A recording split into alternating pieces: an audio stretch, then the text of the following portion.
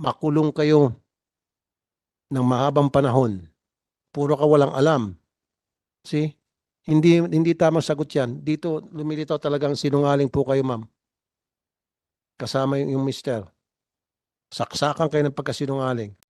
Hello guys, welcome back to my channel, Luis Ador Vlog. So for today's video, meron naman po tayong reaction video regarding kay Nanay LB sa kanyang sinapit sa kanyang malupit na amo. So guys, panoorin niyo po ang video ito at talagang mapapainit ang inyong mga ulo sa galit. So guys, panoorin. Mangyak-ngyak at tila nagsisi si Franz Ruiz sa kanyang ginawa kay LB Vergara. Nakadete na siya sa Senado. Gusto ni Senador Tulfo na makulong si Franz Ruiz ng mahabang panahon para pagdusahan ang kanilang ginawa. Pero nagmatigas pa rin si Franz at pinanindigan na wala siyang kasalanan at hindi siya ang nanakit kay LB. Kahit meron ng ebidensya, ayaw pa ring umamin. Gusto niyang palabasin na inosente siya sa pangyayari, kaya pumutok sa galit si Senator Tulfo. Ma'am LV, few questions na lamang. Hanggang ngayon, hindi ko pa rin talaga maintindihan yung hindi ka nagpapablatter sa barangay sa lahat ng mga kaganapan sa inyong pamamahay. Yun yung hindi ko maintindihan talaga.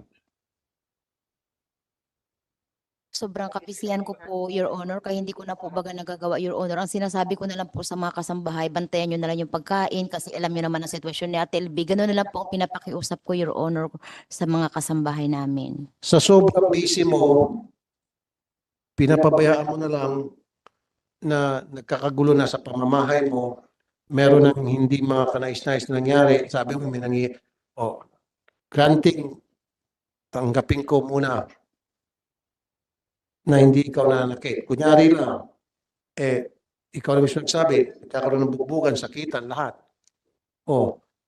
Hindi mo pa rin asikasuhin yun? Hindi ka pa rin action? Hindi ka pa rin kikilos? Your Honor, itong late ko na lang po baga, Your Honor, na nalaman po yan na ganyan pala yung nangyayari sa kanila kasi po tuwing makalawang araw, minsan 3 araw po, nabiyahe kami mag-asawa. Lagi po kami ang nabiyahe na namimili ng gulay. Kahit naman pag uwi mo ng bahay, siyempre tinatanong mo, ano bang nangyari? Kumusta na rito? Ano ka ba? Uwi ka ng bahay mo, tutulog ka na lang. Siyempre mag-uusisa ka, kumusta mga kaganapan? Kausapin mo yung ibang mga kasambahay, mangumusta ka. Your Honor, pagdating ko po, ako pa rin po nagkakaha maghapon. Tapos pag Ikaw pa rin nagkaano? o nagkakaha po sa aking tindahan, pagdating ko po Natural, siyempre, galing po ng ikaw magkakaha, ikaw ang treasurer, Tapos- pera mo yun. Pero ang ibig ko sabihin, meron ka pa rin time na asikasuhin yung ano mga nangyari sa loob ng pamamahay mo, kukumustahin mo. Hindi pa ako nakapag ng oras, Your Honor, yun ang sa akin, yun See, sa time management. very lame ang defense mo, ma'am. Very lame. Nasasabihin mo wala ka ng oras.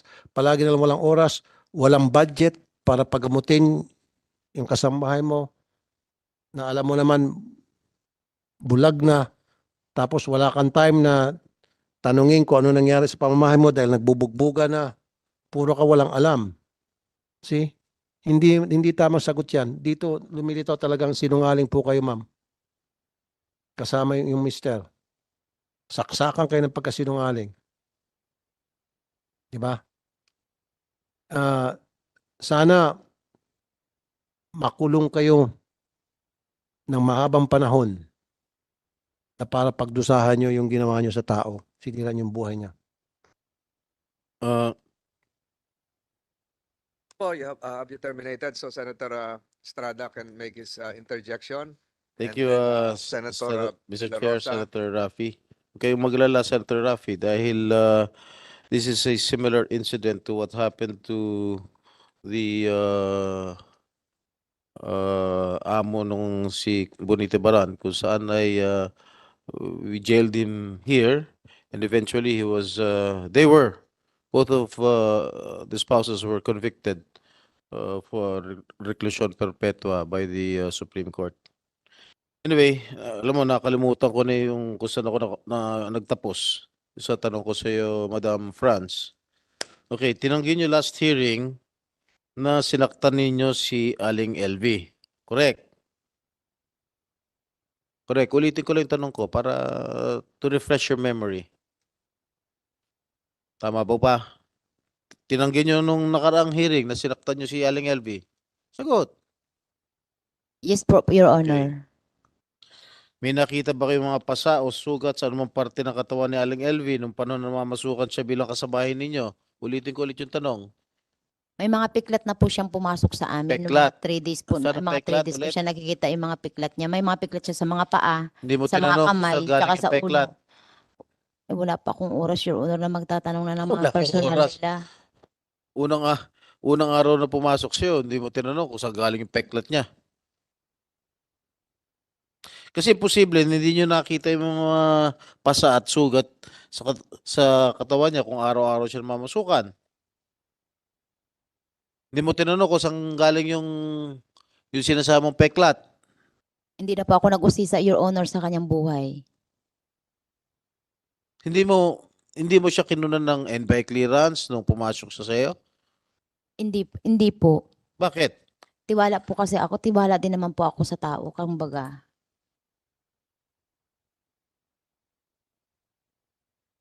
Okay. Ni minsan ba hindi nyo pinagbuhatan ng kamay? Minaltrato si Aling LV sa loob ng ilang taon na namamasukan si LV sa'yo? Hindi po, Your Honor. Kontra sa sinasabi nung mga testigo natin ngayon katulad ni JM, ni Dodong at ni Patrick. Okay. Meron pa rito ha.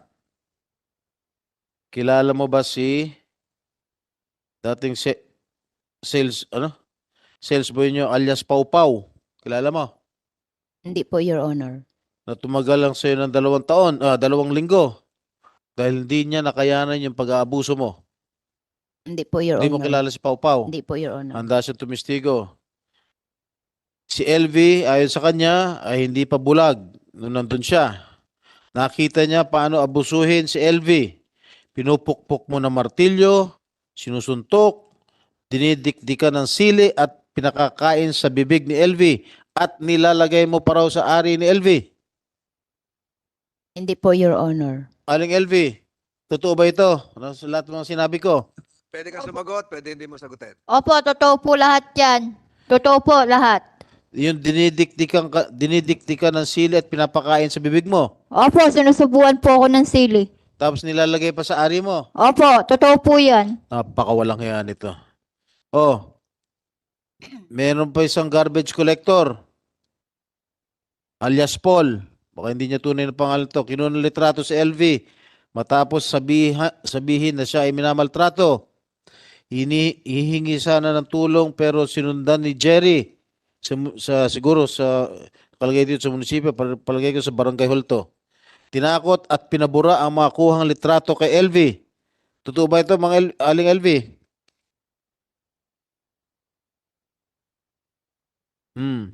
Ikwento mo tungkol sa basura, Aling LV.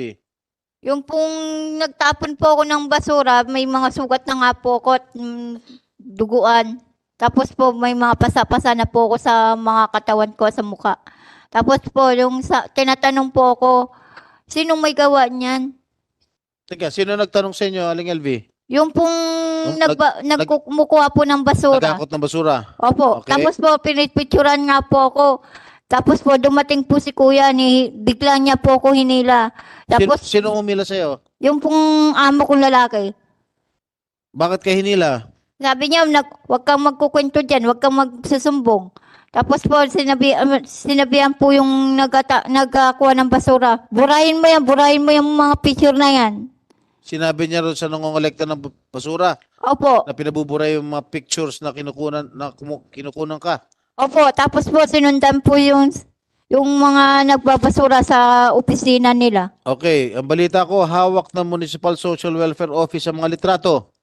Opo. Makakasagot ba itong tiga DSWD? Hawak niya ba ang mga litrato? Di ba may representative tayo DSWD dyan? Ha? Ay, bilisan niya pag-ihi. Hindi, tiga Batangas yan eh. Di ba?